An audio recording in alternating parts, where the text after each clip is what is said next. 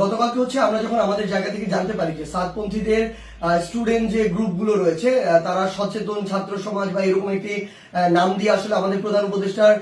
যে বাসভবন অর্থাৎ যমুনা এটি ঘেরাও করার কিংবা এর সামনে অবস্থান কর্মসূচি নেওয়ার একটি পরিকল্পনা করে, তখন আমরা আমাদের জায়গা থেকে তাদের মধ্যকার যে সমস্যাগুলো এই সমস্যাগুলো সমাধানের জন্য দুই গ্রুপে তাবলিগের অর্থাৎ সাতপন্থী গ্রুপ এবং জোবাইরপন্থী যে গ্রুপ এইগুলোর মধ্যে তাদের মধ্যে যে বিভিন্ন রকমের সমস্যা চলছে এগুলোর জন্য একটি যৌক্তিক উপায় সমাধান হয়, এটির জন্য আমরা প্রথমে গতকালকে রাত 12টার দিকে আমাদের জায়গা থেকে বিশ্ব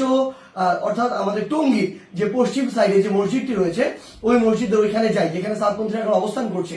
সেই জায়গাটিতে আসলে আমরা গিয়ে তাদের সাথে রাত 12টা থেকে প্রায় 2টা পর্যন্ত কথা বলি এবং তাদের জায়গা থেকে তারা যে চিন্তাটি করেছিল সকাল 10টায় এখানে তারা অবস্থান কর্মসূচি ঘোষণা করবে এরকম একটি কথা ছিল এবং তারা বলেছিল এটি কেন, কারণ তারা মাওলানা সাদ সাহেবের ভিসা চায় এবং তারা তাদের জায়গা থেকে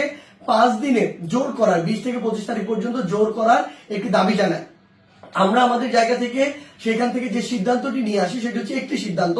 যে আমরা আমাদের জায়গা থেকে বলি যে প্রধানমন্ত্রী আমাদের যে হচ্ছে প্রধান উপদেষ্টার যে বাসভবন তিনি আসলে এই অভ্যুত্থানের স্পিরিটকে সামনে রেখে গণভবনে না থেকে যমুনায় থাকেন, এটি তুলনামূলক অরক্ষিত হওয়ার কারণে আমাদের যখন ইচ্ছা বসবো আর এটি আমাদের দেশের একটা অস্থিতিশীলতার চিত্র তুলে ধরবে, এটি কখনো হতে পারে না, এটি যৌক্তিক না, আমরা এটিকে সমর্থন করি না। সেই জায়গা থেকে আমরা তাদেরকে এটি অনুরোধ করি যে তারা যেন এখানে অবস্থান কর্মসূচি কিংবা ঘেরাও কর্মসূচি না করে, তারা এই অবস্থান থেকে সরে আসে। তারা তাদের জায়গা থেকে স্পষ্টভাবে দুইটি দাবি জানায়। এক নম্বর যে দাবিটি সেটি হচ্ছে যে তারা মাওলানা সাদ সাহেবের ভিসা নিশ্চিত চায়, দ্বিতীয়ত তারা 20 তারিখ থেকে 25 তারিখ 5 দিনের জোর করতে চায়। আমরা তাদের কাছে বলি যে 5 দিন করে যাবেন কিনা এই কমিটমেন্টটুকু যদি আপনাদের থাকে যে 25 তারিখ আপনাদের যখনই শেষ হয়ে যাবে তখন আপনারা চলে যাবেন, তাহলে আমরা আমাদের জায়গা থেকে এই দুইটি দাবি নিয়ে আরেকটি যে গ্রুপ রয়েছে যারা এখন কাকরাইল মসজিদে অবস্থান করছে জোবাইরপন্থী গ্রুপ এবং সেখানে হেফাজতের নেতৃবৃন্দ রয়েছেন তাদের সাথে আমরা গিয়ে কথা বলবো। তারা যখন এই কথাটি দেয় যে তারা এই কমিটমেন্টটি করছে 25 তারিখে তারা ছেড়ে দিবে,